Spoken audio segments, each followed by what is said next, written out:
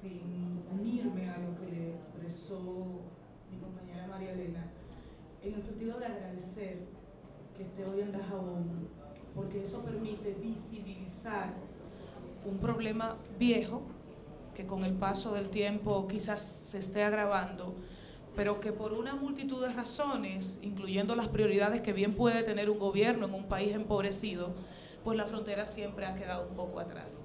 Entonces, con visitas como esta, se hace más evidente el problema y la oportunidad también, porque la frontera es una oportunidad para República Dominicana, y me siento muy contenta de iniciativas de este tipo. Cuando inició su intervención, usted hablaba del tema de la pobreza, el principal que afecta a la frontera, y hablaba inclusive de los porcentajes por provincia.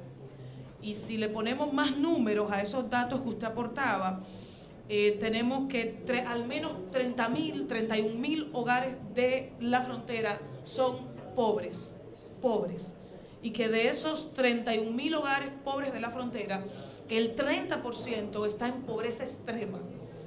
Personas que viven con menos de $1 al día, personas que viven de la miseria y que viven de la solidaridad de otro pobre, finalmente. Entonces, la frontera vive de la frontera. Los haitianos viven de la frontera dominicana y los dominicanos de la frontera de ellos también. Porque a veces no importa lo que pasa en Puerto Príncipe ni en Santo Domingo. Aquí en Dajabón, en Pedernales, en Anzapitre, viven de lo que ocurre aquí. Mi pregunta va en el sentido de los mercados. En toda la línea fronteriza hay 14 mercados. Y dicen informes extraoficiales que te generan 1.320 millones de dólares al año. Al año. ¿Quién sabe eso? Yo voy a recoger los datos. Eso es lo que se habla de manera extraoficial, pero estamos hablando de 14 instituciones que le dan dinamismo a la zona, y el principal está aquí en Dajabón. Pero tú dices, es un mercado lo que hay en Dajabón, o lo que hay en Jimaní o en Elías Piña. Es un tollo, es una calle para compartir pobreza finalmente, pero una pobreza que te genera muchos recursos. ¿Qué hacer para garantizar que esa estructura que ya existe esté más organizada y beneficie a ambos países? Qué bueno que me haga esa pregunta, Anibelka, porque yo lo trato. Existen funcionando 4 grandes mercados binacionales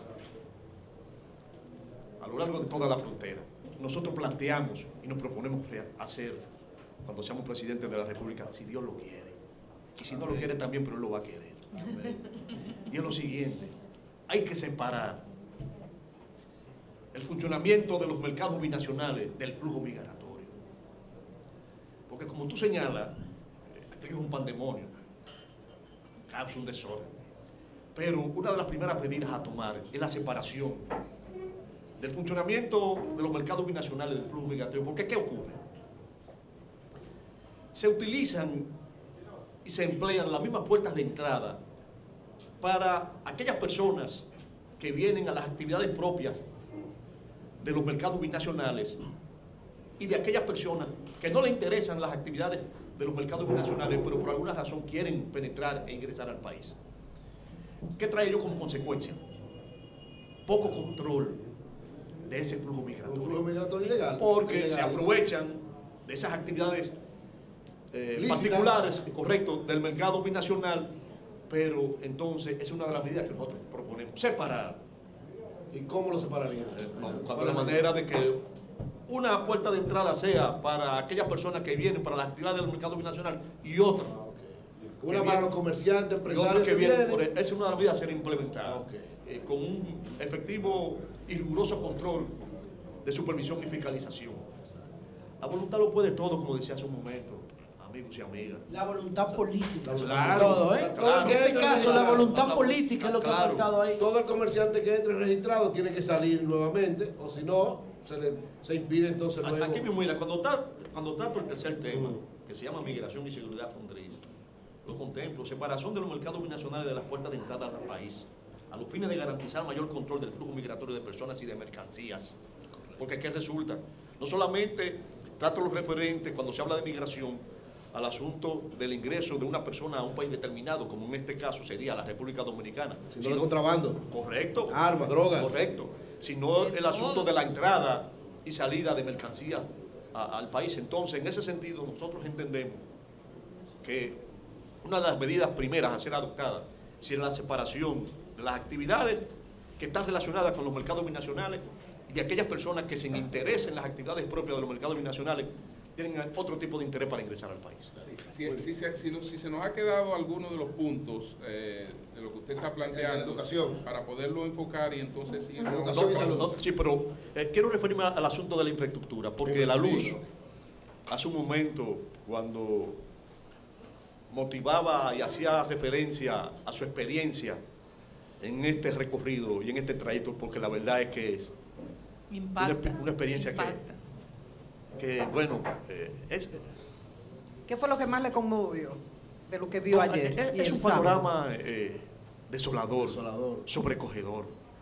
Eso hay que verlo. Yo había venido a la frontera, a todas las provincias, desde Pedernales hasta Montecristi, por separado, pero nunca había hecho el trayecto, partiendo de Liapiña hasta Dajabón por la, entre comillas, carretera internacional. Y aquello hay que verlo. Aquello hay que observarlo. Los niveles de miseria. Para que ustedes puedan apreciar en su justa dimensión, como señalaba la luz, y ser más objetivos. Pero ¿cómo transmitirle a quienes nos escuchan y a quienes nos ven que no fuimos al recorrido? O la mayoría de la población dominicana que no ha ido a la frontera. Óyeme, lo que pasaba ahí, habían dominicanos, habían haitianos, hay árboles, hay tráfico de personas, de armas, de carbón, hay dinero. ¿De qué vive la gente ahí? ¿Por qué algunos lloraron? De la nada, Nivelka, de la nada.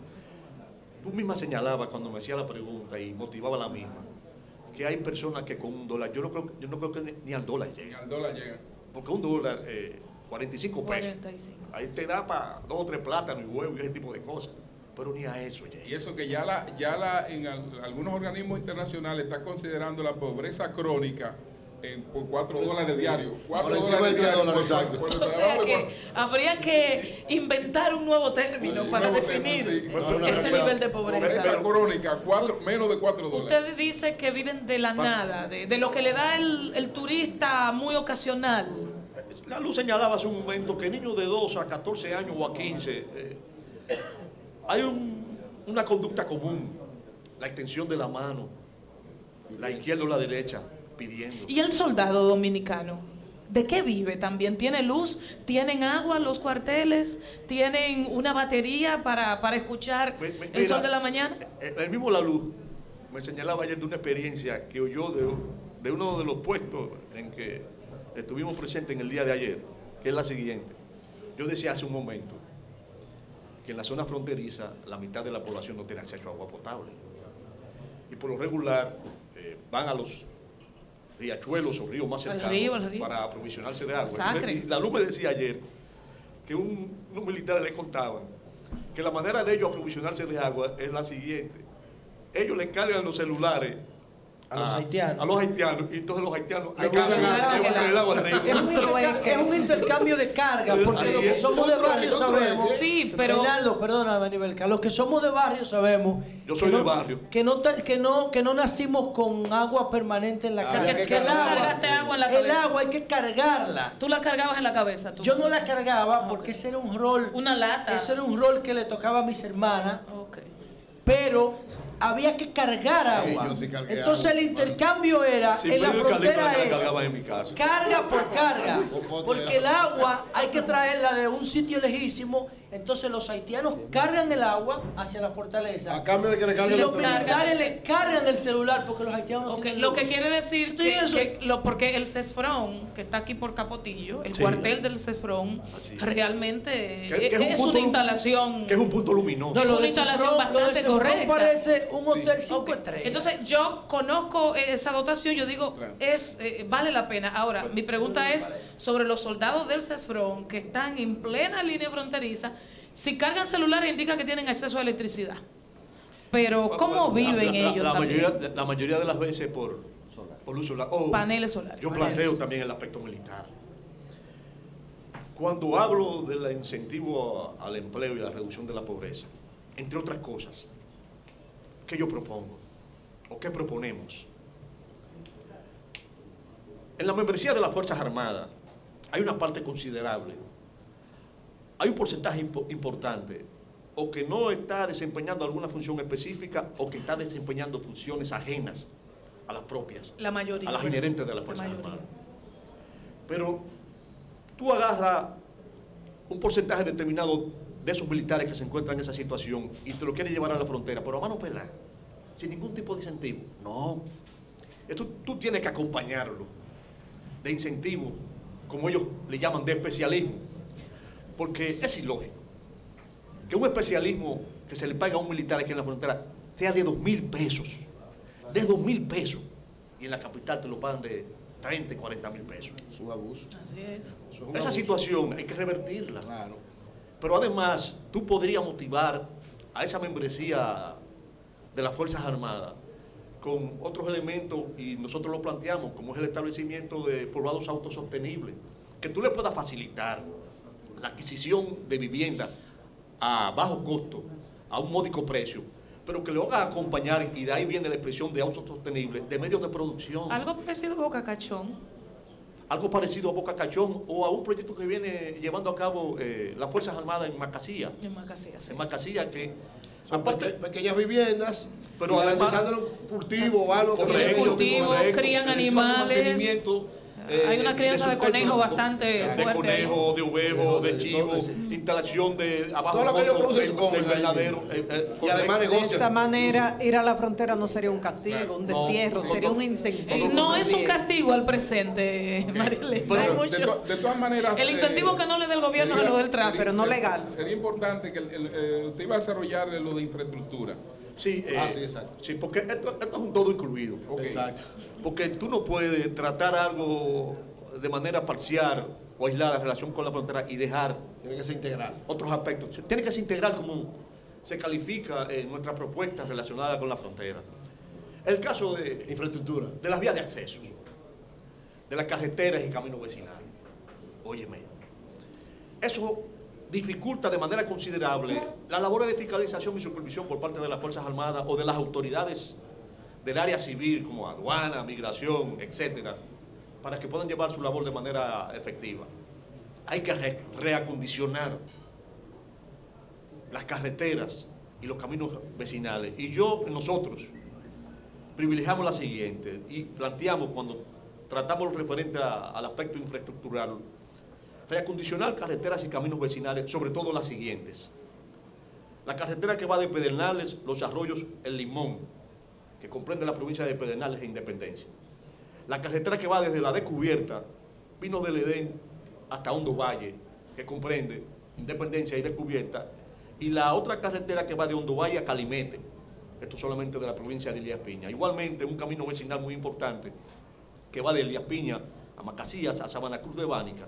Y no puede quedarse el reacondicionamiento de la carretera internacional, pero básicamente el tramo que va desde Pedro Santana, provincia de Elías Piña, hasta Villa Anacaona, provincia de Dajabón, que fue ese el trayecto que recorrimos en el día de ayer. Es decir, hay otras carreteras menos importantes y otros caminos vecinales, pero nosotros entendemos que la que me acabo de referir debe ser privilegiada como parte de ese todo, o ese plan integral que hemos presentado relacionado con la frontera. En el plano de la educación. También, por igual. Yo decía, cuando tuve la locución o la presentación de los 5 temas o pilares, el 17 de febrero pasado, el segundo tema que traté fue el de la educación. Y yo dije, como voy a repetir en este momento, aquí y ahora, que yo continuaré con esa revolución educativa que ha iniciado Danilo Medina, y lo afianzaré. Y si bien es cierto que mantendré la inversión en la infraestructura en materia educativa, hay otro aspecto que debe ser recogido, y es la inversión en el material humano. Y sobre todo en la frontera, porque por lo regular, en las poblaciones fronterizas, y aquí hay, aparte de los amigos aquí presentes que son de la frontera, aquí está Jambiel Luz, aquí está Antonio Cruz y está Mario Torres. La mayoría de las personas que poblan la frontera, o pueblan, o son o militares o maestros. Búsquenlos, o son o militares o maestros, estadísticamente hablando. Entonces, si usted tiene ese material humano ahí disponible, usted debe reforzar la calidad de ese material humano que se dedica a las labores docentes, a los fines de que sean aprovechados todos esos alumnos, esa matrícula considerable de dominicanos y dominicanas que se inician en el asunto escolar. Es decir, pero la salud tampoco puede quedar, porque ahí hay un problema también que debe ser afrontado.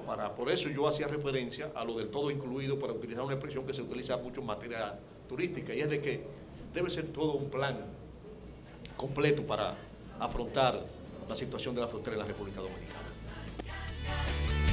El sol de la